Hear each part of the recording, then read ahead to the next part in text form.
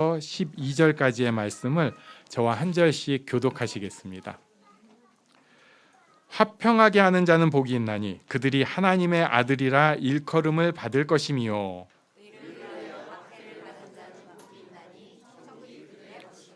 나로 말미암아 너희를 욕하고 박해하고 거짓으로 너희를 거슬러 모든 악한 말을 할 때에는 너희에게 복이 있나니 즐거워하라. 하늘에서 너희의 상이 큼이라. 너희 전에 있던 선지자들도 이같이 박해하였느니라. 아멘. 우리는 지금 산상수훈에서 팔복을 보고 있습니다. 이 팔복은 그냥 행복하고는 좀 다르죠.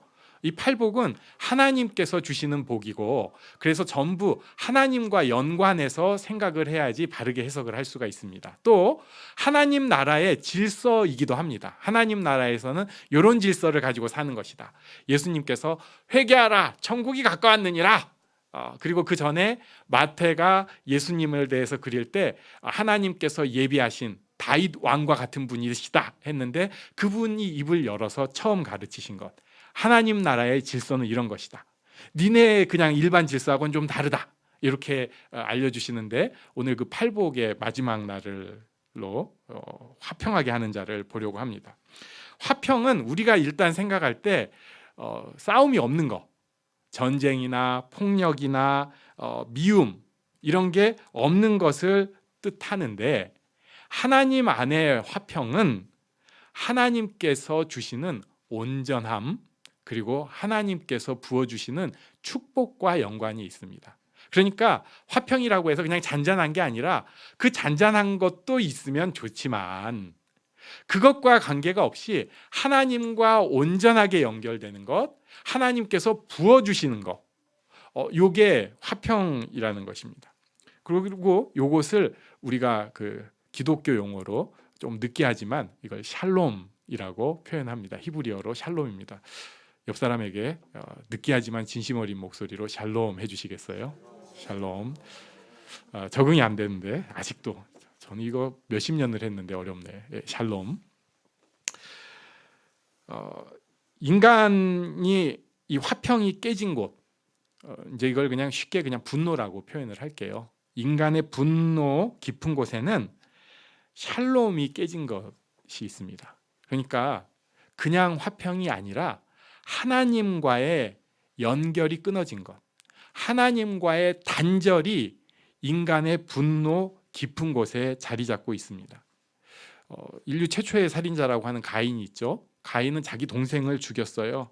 이유가 아벨의 제사는 하나님께 드려졌는데 자기 제사는 하나님께서 안 받으신 거예요.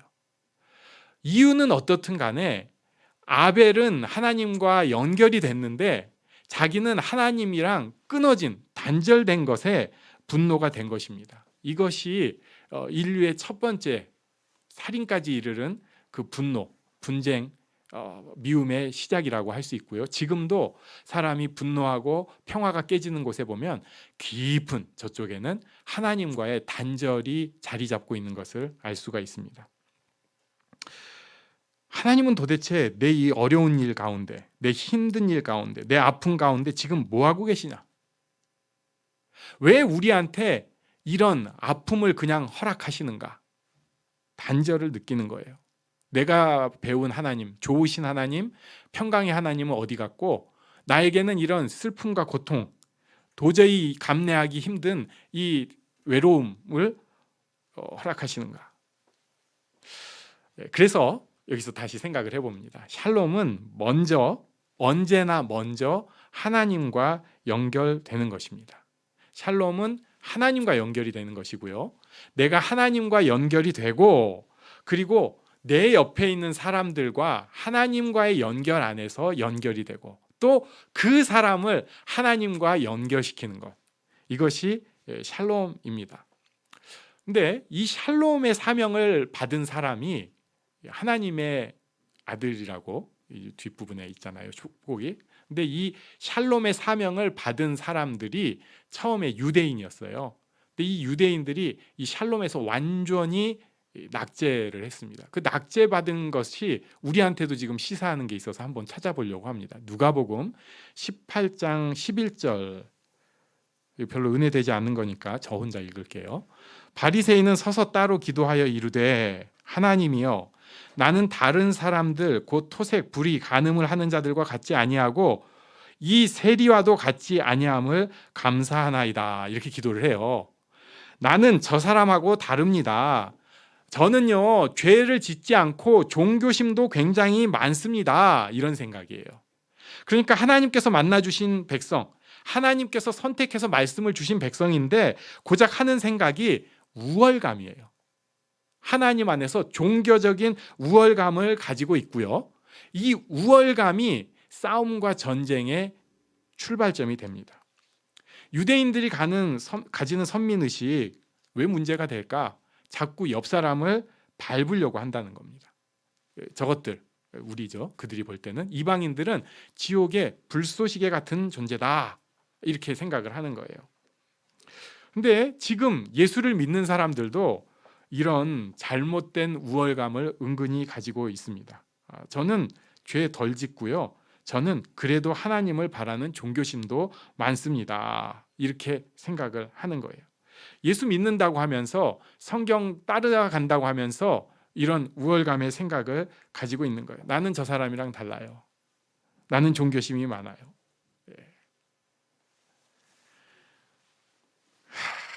속이 터집니다. 제가 정말 화가 납니다. 그럴 때.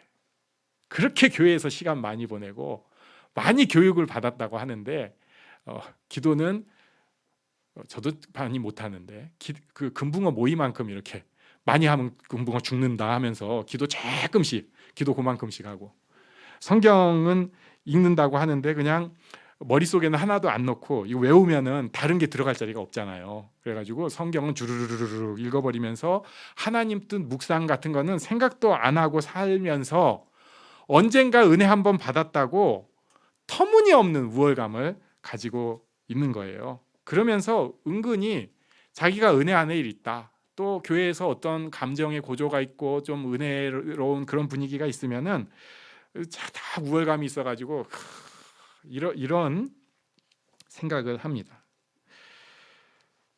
그런데 이게 인간의 본성이에요. 자기 오만함으로 상대편을 누르는 것이 인간의 본성입니다.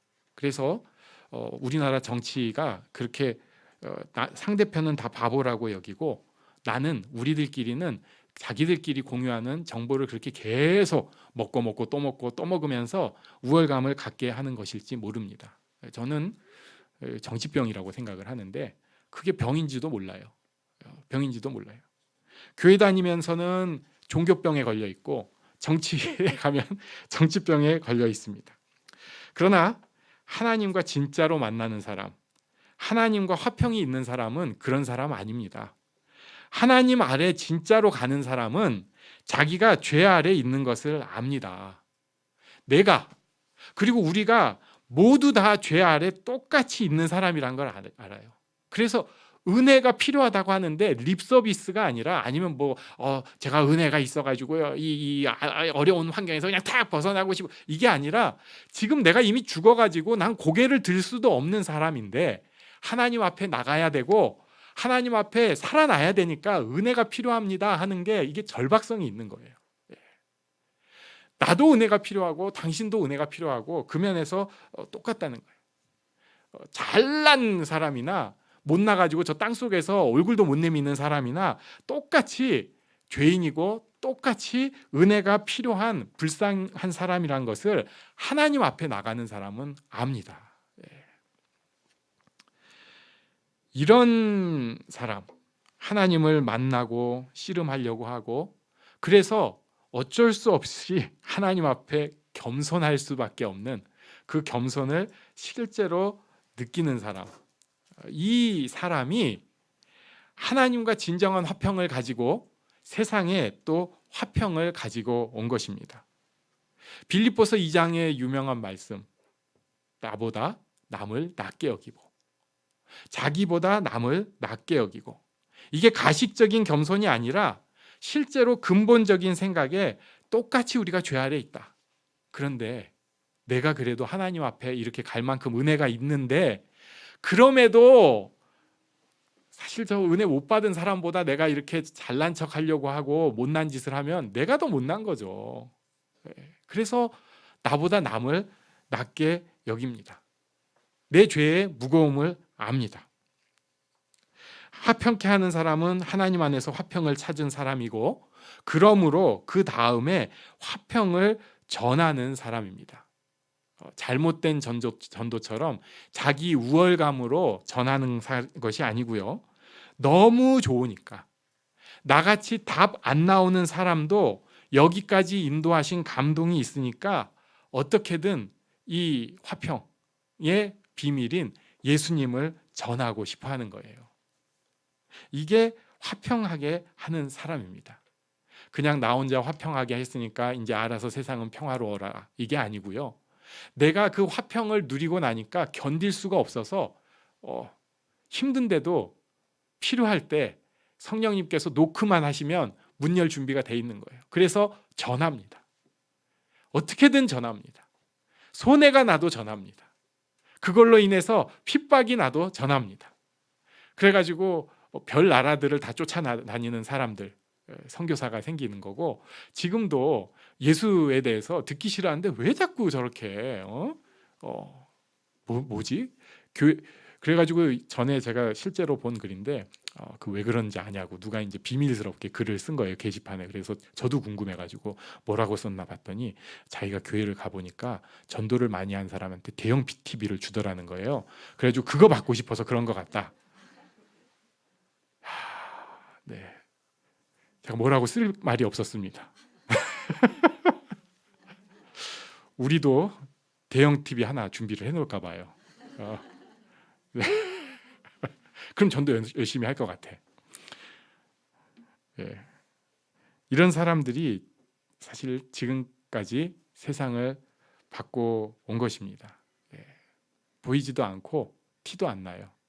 어떻게 보면 세상의 가장 큰 지혜인데, 이 지혜는 눈에 띄어나는 이렇게 툭 튀어나온 지혜가 아니라 뒤에서 흐르는 지혜다 보니까 세상을 지금까지 계속해서 바꿔왔어요. 예수 믿는다고 하는 사람들도 죄인들이잖아요. 그래가지고 그들도 죄악 가운데 있어서 수많은 불의를 행했는데, 그래도 그나마 이만큼씩 바꿔온 것은 이 화평케 하는 사람, 그래도 예수님, 그래도 이 하나님의 화평을 전한 사람들이 있기 때문에 이만큼 변해진 것이라고 확신합니다. 그런데 10절에 조금 불편한 말씀이 있습니다. 우리 10절 말씀을 같이 읽겠습니다. 시작. 의를 위하여 박해를 받은 자는 복이 있나니 천국이 그들의 것임이라. 아멘. 여기서 의는 하나님과의 관계적인 의를 뜻한다고 보는 것이 조금 더 해석이 쉬워요. 왜 하나님과의 관계적인 의 때문에, 하나님의 의 때문에 박해를 받게 되는가? 우리가 그 전제를 알아야 됩니다. 이거 자꾸 잊어버리고 사는데요, 이거 기억을 해야 됩니다. 요한복음 1장 5절, 우리 암송 중에 후루룩 지나가는, 그나마 좀 외워지는 데인데 같이 읽겠습니다. 시작. 빛이 어둠에 빛이 돼 어둠이 깨닫지 못하더라. 아멘. 요거 빛이 비치면 밝다, 보인다, 이런 게 당연한 것 같은데요, 영적으로 어둠 가운데 있으면 빛이 비춰도 모릅니다. 그게 세상이에요. 그게 사실 우리 본성이에요. 빛이 비춰졌는데 모르는 세상입니다. 예수님께서 빛으로 오셨고 그 결과로 사람들에게 변화가 일어났고 지금까지 역사가 이만큼 발전했는데 그걸 몰라요. 전혀 몰라요. 그리고는 자기들 자기 의의 바탕으로 그걸 어떻게든지 해석을 하려고 합니다. 종교라는 자기 의를 내세우려고 하는데 그거 아니라는 거 이제 사람들 다 알아요. 종교는 퇴보시킵니다. 이 목사가 이런 얘기하면 이상하게 들릴 수 있는데 종교주의는 사람을 퇴보시키게 돼 있어요. 교회가 막 융성해지고 교회의 이 교권이 커지면요, 세상은 뒤로 가게 돼 있습니다. 안 돼요. 잘난 척하는데 택도 없는 얘기예요. 그렇다면 과학과 경제로 세상의 질서가 만들어지고 그러면서 세상이 이렇게 변해 왔는가? 자꾸 이렇게 맞다고 확신을 갖고 얘기하는 사람들이 있는데 글쎄요. 모르겠어요. 제가 아직 인생이 짧고 학문이 짧아서 제가 함부로 그거 절대 아니야. 왜냐하면 종교는 저도 공부를 했으니까 그건 아닌 것 같아 라고 얘기하겠는데 다른 분야는 제가 함부로 그거 절대 아니야는 말을 못 하겠는데 글쎄요. 제가 믿는 것은 예수님이 빛으로 오셨기 때문입니다. 그런데 문제는 사람들은 그걸 몰라요. 그리고 자꾸 어떤 학문이나 종교로 설명을 하려고 하니까 오히려 설명이 안 됩니다. 예수님의 빛은 신기한 것이 사람들이 반겨서 변화를 일으킨 게 아니에요. 오히려 어둠 가운데 있는 사람들은 그걸 몰랐고요. 심지어 어둠의 세력, 사탄이라고 할 수도 있고 마귀라고도 할 수 있는 점점 더 그 정체를 교묘하게 숨기고 있어서 알 수도 없는 그 존재가 이 의의 빛을 받은 사람들을 박해를 하게 되어 있습니다. 그래서 하나님과 관계적인 의가 있는 사람은 고통이 있을 수밖에 없습니다. 근데 또 웃기는 게요. 이 본문 의를 위하여 박해를 받은 자는 복이 있나니 천국이 그들의 것입니다. 이 좋은 본문을 가지고 와가지고 이걸 또 이렇게 해석을 하는 사람들이 있죠. 자기 의를 내세우다가 남의 자기 의를 내세운 것들끼리 이렇게 또 싸우잖아요. 그래 놓고는 거기서 이제 좀 고통받으면은 내가 의를 위하여 박해를 받고 있어요. 이런 식으로 가소로운 일입니다. 이거 오해할 수 있어가지고 예수님께서 설명을 더해 주셨어요. 11절 우리 먼저 같이 읽겠습니다. 시작. 나로 말미암아 너희를 욕하고 박해하고 거짓으로 너희를 거슬러 모든 악한 말을 할 때에는 너희에게 복이 있나니. 제가 이걸 빼놨었네. 예. 나로 말미암아 너희를 욕하고 박해하고 거짓으로 너희를 거슬러 모든 악한 말을 할 때에는 너희에게 복이 있는. 첫 번째는 예수님 때문에 박해하는 것을 뜻합니다. 예수님 때문에. 두 번째는 거짓으로 악한 말을 할 때입니다. 이거는 사실 참기 어려워요. 거짓으로 저한테 악한 말을 할 때는 제가 못 참겠더라고요. 예. 그건 안 되지 않아요? 그리고 더 못 참겠는 거는 거짓으로 제가 아는 사람들한테 누군가 악한 말을 하면 전 그거는 못 참겠어요.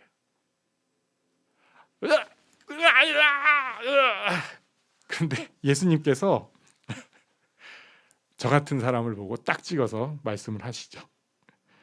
기뻐하고 즐거워하라. 12절 말씀 같이 읽습니다. 시작. 기뻐하고 즐거워하라. 하늘에서 너희의 상이 큼이라. 너희 전에 있던 선지자들도 이같이 박해하느니라. 아멘. 어떻게 그래요? 제가 이제 어느 집에 신방을 갔다고 쳐요. 또 어디 사업체를 방문을 했는데 거짓으로 그 사람을 박해하는 것을 부딪혔어요. 그 가만히 있을 수 있겠어요? 예, 게다가 이 사람이 굉장히 야리야리한 여인이에요. 예, 그러니까 저기서 막 그 폭력적으로 막 나오는 거예요. 이 사람이 세상에서 그렇게 힘이 약한 사람이에요. 그러니까 그런 식으로 막 하는 거예요. 그럼 제가 가만히 있겠어요? 소위 머리가 이제 피가 거꾸로 돌기 시작하면서 이거는 그래가지고 그래도 이제 옛날보다 좀 제가 좀 성숙했잖아요. 약간. 그러니까 아마 바로는 아니고 약간 머리를 굴릴지 몰라요. 여기서 엎어? 죽여? 살려? 어떡하지? 소리를 지를까? 그러다가 가라앉으면 그냥 가는 거고 덜 가라앉으면 뭐예요 이거? 뭐 이런 식으로 이제 나갈 수도 있겠죠. 예. 성경을 본다고 하면서 예수님의 가르침하고는 전혀 관계가 없는 겁니다. 예수님께서는 지금 굉장히 무리한 부탁을 하고 계세요. 그런 일이 딱 있잖아요. 그러면 이 사람 의기소침할 수 있잖아요. 그러면은 저보고 어떻게 하라고 하냐면 그때 거기서 갑자기 박수 치면서 기뻐하고 즐거워하는 거예요. 좋은 일이 있군요. 하나님께서 인정하셔요. 미친 거 아니야? 베드로전서에 베드로가 이런 표현을 했습니다. 우리 여기 12절 13절 쭉 읽겠습니다. 시작. 사랑하는 자들아 너희를 연단하려고 오는 불시험을 이상한 일 당하는 것 같이 이상히 여기지 말고 오히려 너희가 그리스도의 고난에 참여하는 것으로 즐거워하라. 이는 그의 영광을 나타내실 때에 너희로 즐거워하고 기뻐하게 하려 함이라. 아멘. 예수님께서 귀한 말씀을 주시니까 베드로 사도가 이걸 좀 설명을 해줬어요. 일단은 딱 설명하잖아요. 사랑하는 자들아. 내 일은 그래도 참을 수가 있는데 사랑하는 자들한테 당하는 일은 훨씬 힘들거든요. 그러니까 딱 이렇게 얘기하는 거예요. 사랑하는 자들아. 너희를 연단하려고 오는 불시험, 그냥 불시험 아니고요. 이 고통이 우리를 연단하는 거예요.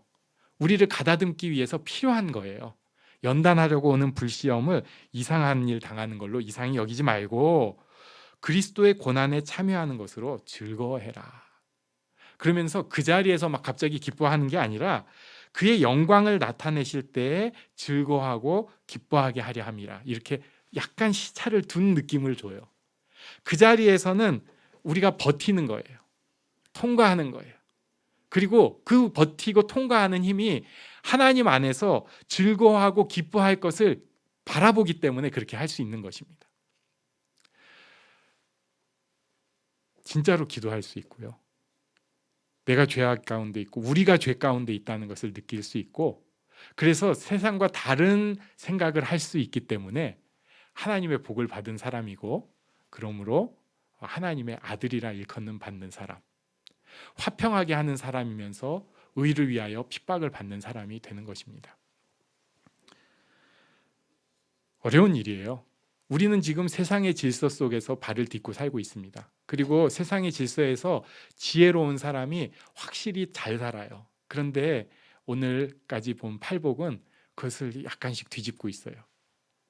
내가 상식이라고 생각하는 것, 이 사회에서 내가 생존하기 위해 필요한 것을 그거 아니다 라고 뒤집고 있습니다. 그러나 우리가 꼭 기억해야 됩니다. 이 말씀이 진리입니다. 세상의 법이 진짜 같지만 결국 진리는 하나님의 말씀입니다. 그래서 우리가 이 말씀을 마음에 품고 하나님 뜻대로 살기에 힘쓰는 것이 우리에게 주어진 지혜입니다. 그리고 빛을 그나마 본 사람으로서 겸손히 주를 바라는 은혜입니다. 이 은혜가, 이 복이 우리 모두에게 있기를 간절히 바랍니다. 아멘. 우리 잠시 일어나서 기도하겠습니다.